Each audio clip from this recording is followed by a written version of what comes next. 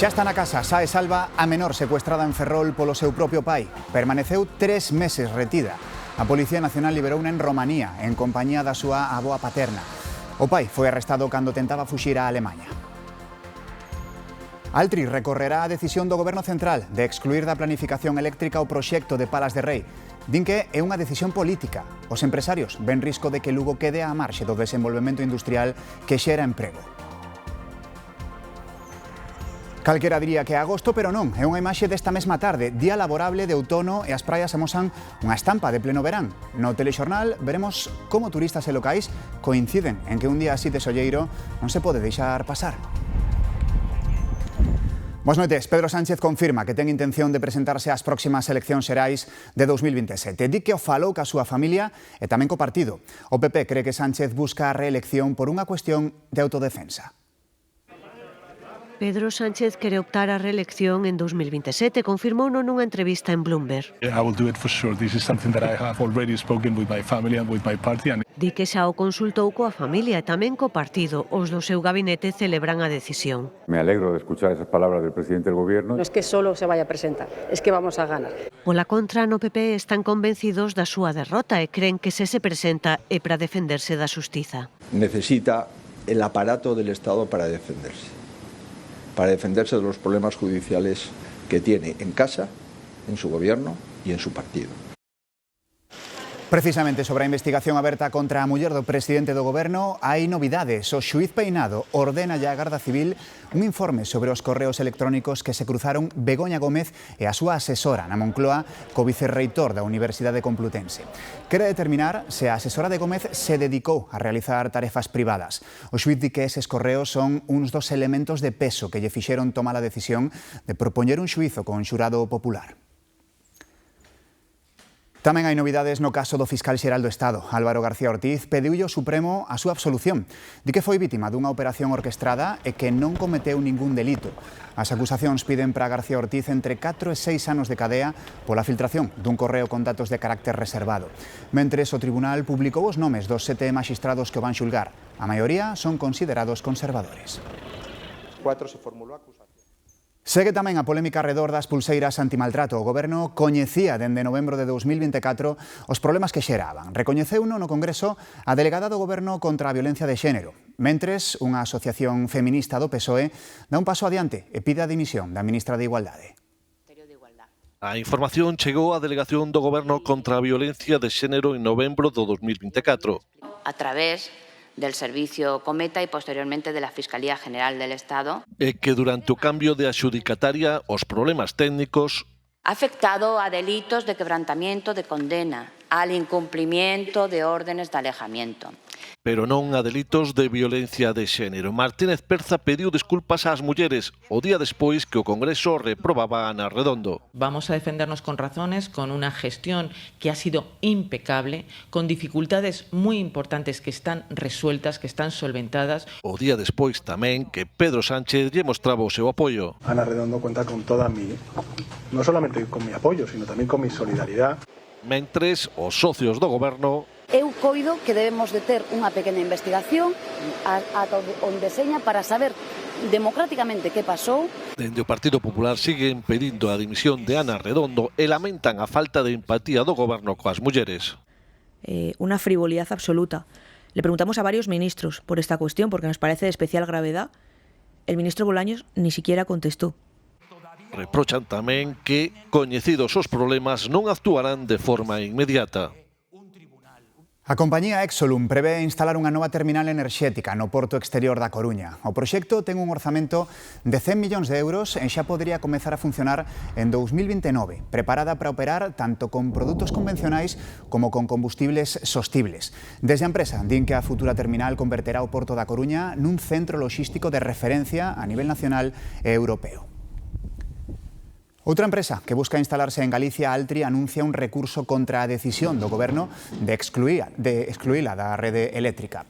Considera que se trata dunha decisión política que vai supor grandes prexuizos para a provincia de Lugo e avanza que non pensa tirar a toalla, que recorrerá ata o final. Os empresarios advirten que se trata dunha nova discriminación que impedirá a posta en marcha de iniciativas de pequenas e grandes empresas.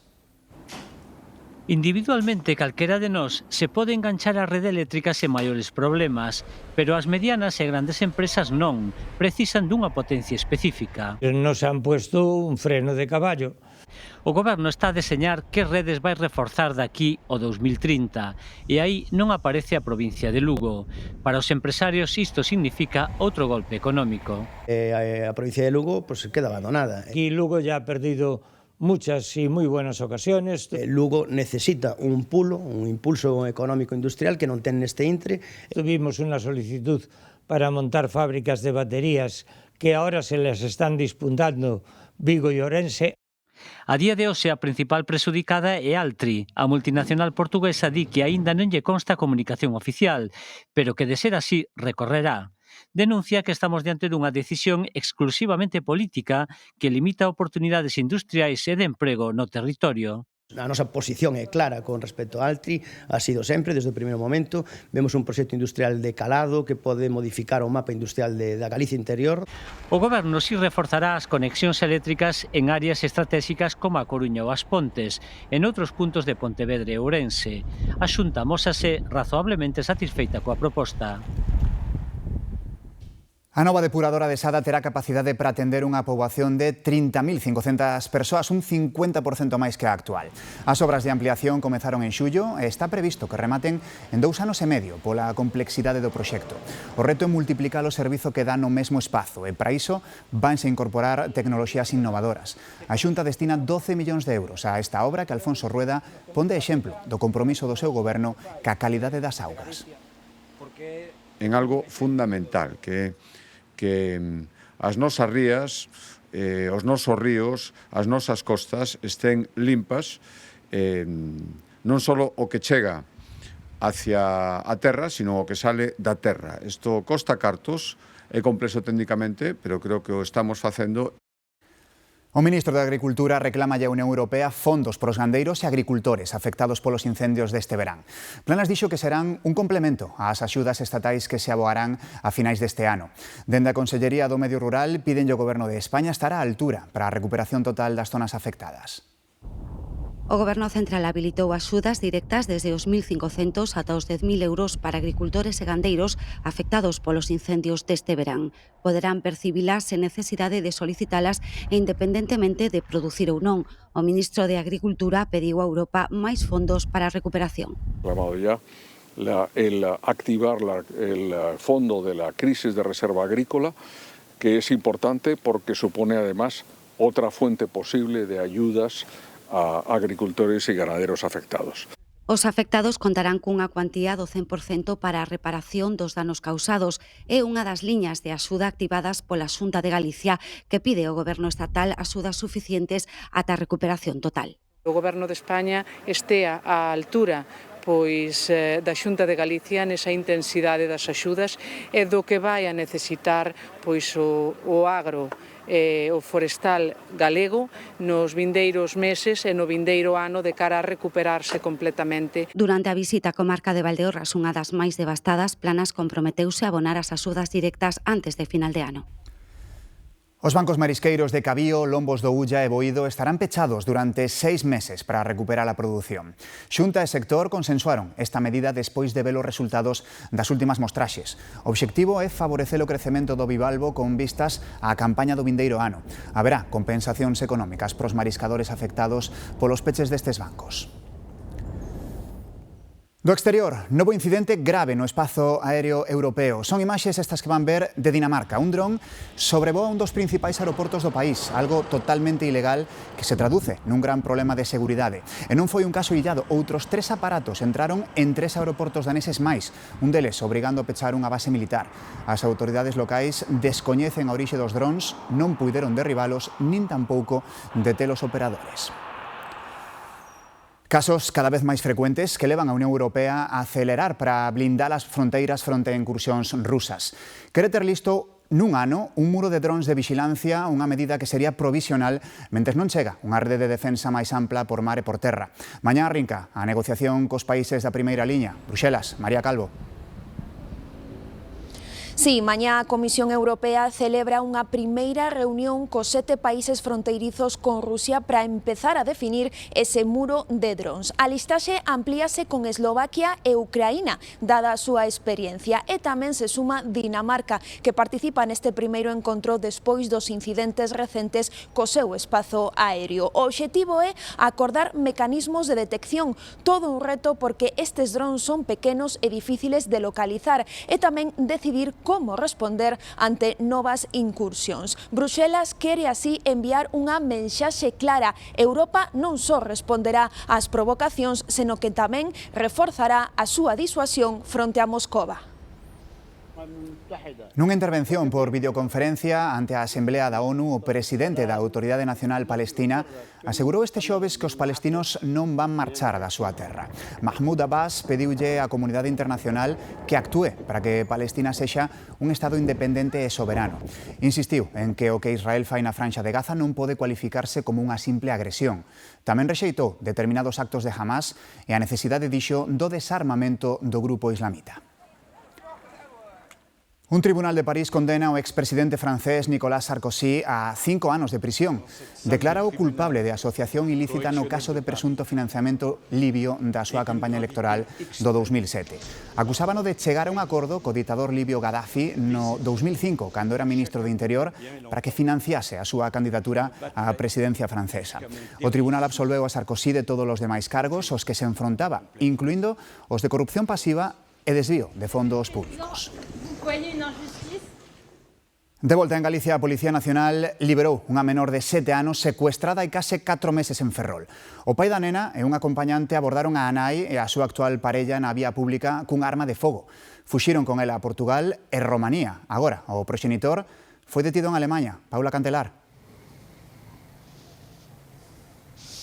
Pois sí, Pablo, e a rapaza xa está aquí en Ferrol con súa nai, pero o pesadelo remóntase ao 12 de xuño, cando esta cativa de 7 anos foi sustraída además de súa nai e tamén da parella desta, camiñando pola vía pública no barrio de Caranza, aquí en Ferrol. Foi sustraída polo seu propio pai e outro acompañante que ameazaron cunha arma de fogo a nai. Meteron a rapaza no coche e fuxiron a grande velocidade. Como o pai estaba buscado aquí en España polas autoridades por outros delitos, fuxiu en primeira instancia a Portugal para logo viaxar coa cativa a Alemaña, onde tiña lazos familiares. Pero o pesadelo rematou xa o pasado 11 de setembro, cando a investigación liderada pola Policía Nacional de Ferrol e Narón, aínda que tamén con cooperación internacional, tanto xudicial como policial, localizaron a esa cativa e tamén ao seu pai. Ela apareceu en Bucarest, en Romanía, con súa avoa paterna, e o pai foi localizado a escasas horas despois intentando fuxir de novo para Alemaña. A cativa, como dicimos, xa está en Ferrol con súa nai e pola súa banda o seu pai biolóxico está detido, está baixo custodia policial, esperando a que se tomen as medidas xudiciais pertinentes. Grazas, Paula. E mañá pasarán a disposición xudicial os 11 detidos polo alixo de cocaína que apareceu na Pobra. Son supostamente os encargados con diferentes roles de organizar o traslado da droga por mar e a operativa en terra, pero non os donos da droga. Nesta operación a policía recuperou máis de 3.500 kilos de cocaína. O que non se localizou, de momento, é o narcosomerxible. Non se descartan máis arrestos. O acusado de esparexer cocaína na cara de 2 policías nun hotel de Vigo cando ia ser detido quedou en liberdade. Recoñeceu os feitos durante o xuízo que se celebrou na sección 5ª da Audiencia Provincial de Pontevedra con sede en Vigo. A Fiscalía pedía para él 5 anos de cárcere, pero modificou a pena. Entende que era consumidor, introduce atenuante por drogadicción e rebaixa a 3 anos que non terá que cumprir se comeza un tratamento para desintoxicarse. Cambiou a máis o delito de atentado polo de resistencia por propinarlles puñadas, patadas e dentadas aos axentes cando ían detelo e unha multa de 150 euros. Os feitos remóntanse ao mes de marzo, cando os policías locais acudiron a un hotel de 5 estrelas onde pasara a noite. Non quería abandonar o cuarto, malia que xa llo pedirá a dirección do establecemento. O agora condenado tiña unha bolsa de cocaína que agochaba nos pantalóns, tragou parte dela e a outra tiroulla á cara dos 2 policías. Conseguiron recuperar parte desa droga, uns 100 gramos, que tería un valor de 31.000 euros, polo que é condenado tamén por un delito de tráfico de drogas. A condena foi ditada xa en sala e é firme. En Pontevedra, desde 2011 a Garda Civil interveu máis de 24 toneladas de cría de anguía europea viva, unha especie en perigo de extinción. Nese mesmo tempo, unhas 300 persoas foron detidas ou investigadas por traficar cos meixóns pescados ilegalmente, moi demandados no mercado asiático. A Policía Nacional pechou a investigación sobre a liorta multitudinaria acontecida en Ribeira no mes de xullo cun total de 15 detidos. O enfrontamento entre as dúas familias rematou daquela cun falecido e unha dúcia de feridos. Acaba así unha investigación complexa e moi laboriosa en que foron fundamentais as cámaras de seguridade e os vídeos gravados por testemuñas presenciais. Imos con outros asuntos porque se teñen previsto levar o coche a facer a ITV, ollo, 2 de cada 10 coches non conseguen pasala. Un 18% dos turismos suspenden. No caso dos autobuses a cifra empeora ata o 30%. Cales son os problemas máis comuns? En máis dun 20% dos casos son defectos de iluminación e sinalización. Outro tanto relacionase cas emisións contaminantes e o estado das rodas e a suspensión son a terceira causa para unha revisión desfavorable. Todo isto ten de fondo outra realidade, o parque móvil cada vez máis embellecido. En España, 1 de cada 2 vehículos ten máis de 15 anos. Os que pasaron xa algunha que outra ITV son os vehículos clásicos que expón a Policía Nacional en Vigo polo Día do seu patrón.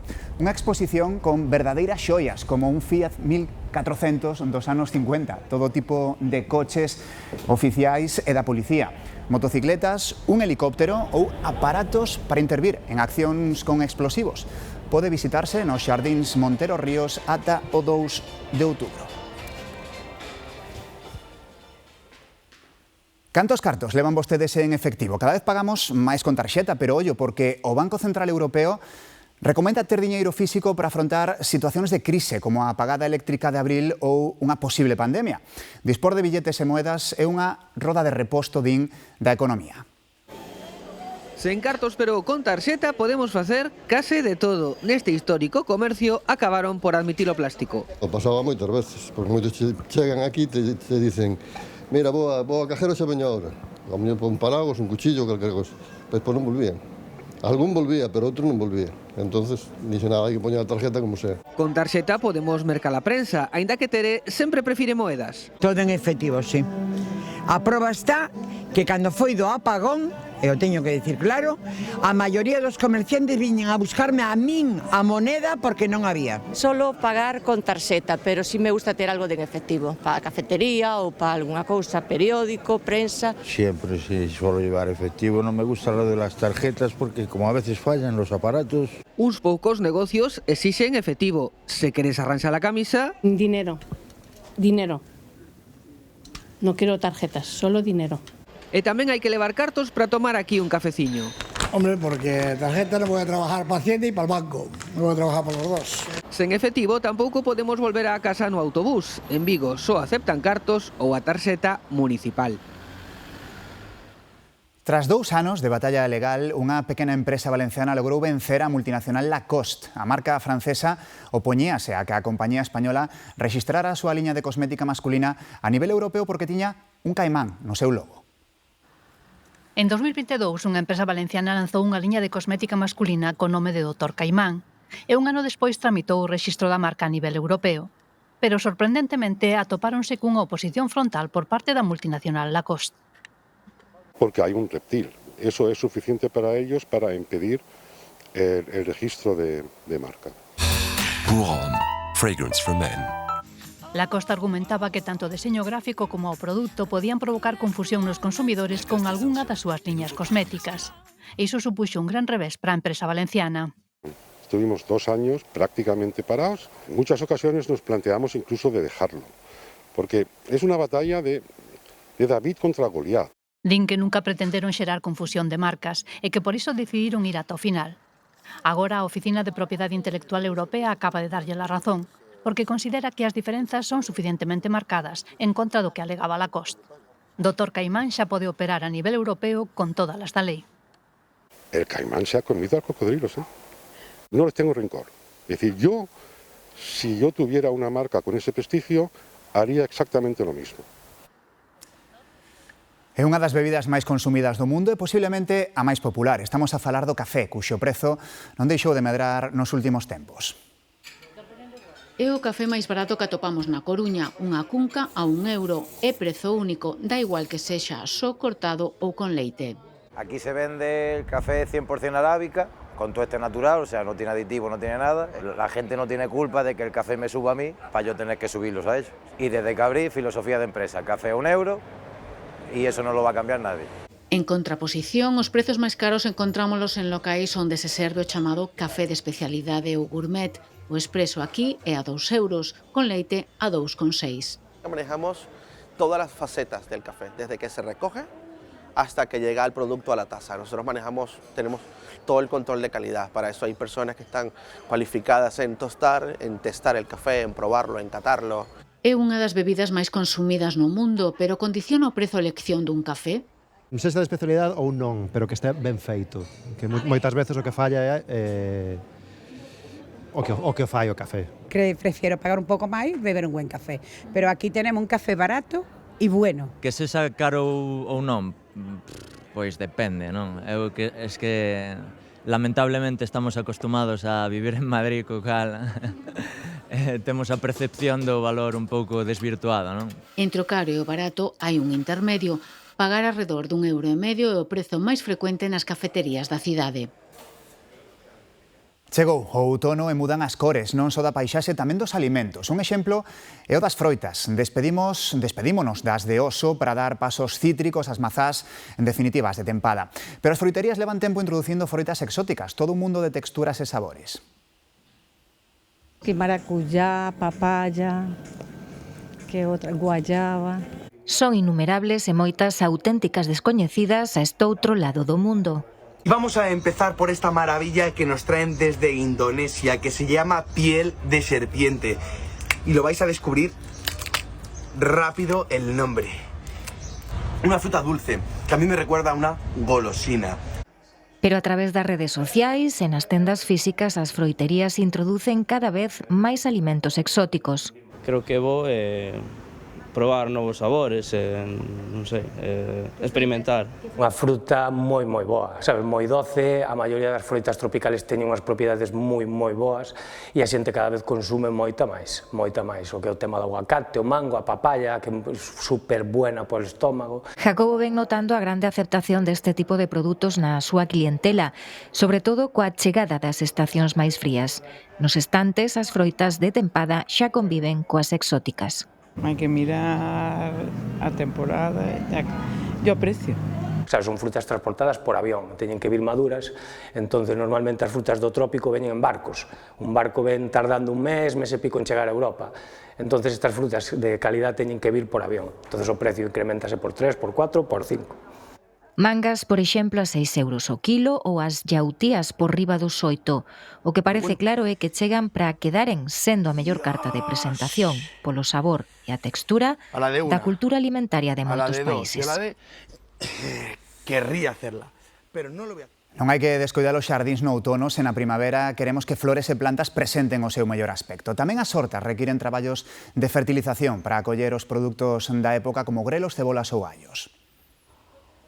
Coa entrada do outono é tempo de renovar a terra. Unha época boa para empezar co escadificado e despois un poquinho recollida da folla e empezando só da xa a poda. En xardinería, no que sería céspedes e plantas, sobre todo ahora teríamos que rexenerar ese césped que foi castigado no brao, ben abonando, ben facendo resembras, e no que son as plantas, hai plantas que teríamos que facer unhas podas que se necesitarían agora, que se chamamos podas en verdes, ou camelia, rododendros, eso necesitaríamos abonar agora para que empezaran a criar esa floración que nos van dar despois de cara ao inverno-primavera. Achegámonos aos hortos urbanos de Lugo, onde as parcelas comezan a despedirse dos cultivos do verán para coller os do outono. Como ves, estoy limpiando un poco, estoy quitando las plantas viejas y preparando un poco la tierra, que una parte ya está sembrada. Roberto, de orixe italiana e que goza dun destes hortos desde hai 4 anos, xa comezou a sementar. Está todo plantado a grelos, prácticamente, sobre todo. Luego alguna berza, alguna coliflor. Son as plantas que mellor se dan nesta estación. Tamén é tempo de fertilizar e podar as polas secas das árbores, porque en outono a terra hai que mimala. E é que a punto de rematar setembro, as altas temperaturas animaron a moitos a chegarse ás praias das Rías Baixas. Unha xornada en que conviven os habituais que van todo o ano para bañarse cos turistas que escapan das aglomeracións de xullo e de agosto. sen masificación, co espazo para colocar o parasol e a toalla e coa posibilidade de pasear pola beira do mar sen chocar. Setembro deixa os areais con menos xente, pero cheos de oportunidades. En Galicia el tiempo es muy cambiante y precisamente, bueno, pues hoy hizo un buen día de playa y por eso nos animamos a venir los dos. Xa no outono atopamos aínda moitos turistas que foxen das aglomeracións do verán e buscan prezos máis asequibles. Somos de Asturias y venimos de la zona de Cudillero, San Martín de Luiña. Y bueno, cogimos unos días de vacaciones ahora en septiembre. Venimos de Fuerteventura, aunque somos de Las Palmas de Gran Canaria, haciendo la ruta de la Plata. Desde Cádiz subimos hasta Cantabria, pasamos por aquí y esto se tiene que aprovechar. Comparten areal cos galegos que saben que aínda queda moito por aproveitar. Aquí vivindo en Vigo, coas praias tan boas que temos, queremos venir todo o ano. Cuando tengo tiempo, procuro sempre venir a la playa porque me encanta nadar. Aínda que xa comezou o colexio e as actividades extraescolares, tamén hai familias gozando dos últimos xogos na area.